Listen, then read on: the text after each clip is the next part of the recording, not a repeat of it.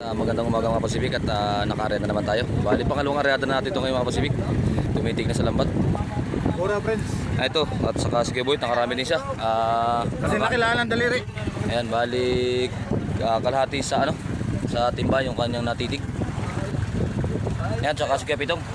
Ayan, ito yung bagong kasama namin. Dalawang buwan. Ayan galunggong. Ayan, 4 kilos tabi mga Pacific. Yung mga mahilig magmili ng ulam, sila naman maglaot. Yung mga asawa na mahilig mamili.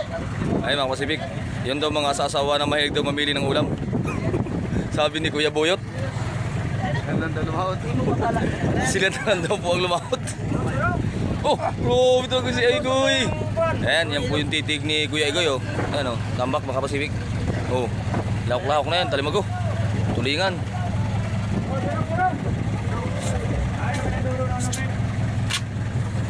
Ayan po. Wow! Yan po yung aming busiro. Busiro po ako. Oh, si Jacob. Grabe! Grabe! Pacific. Meron din naman kahit kauni. Ayan, Pacific. Ayan, Pacific. Dahil titig. Ayun, talaga nag-atsaga ni Idol Kalagas kahit bagapino. Sayang idol eh. Oo, sayang talaga yan, Idol. Kailangan talagang pagtiisan na yan. Dahil malaking bagay na yan. Sa Pinas na inauban, ito pa kayang maliit na alimago. Oo, tama yan, tama yan.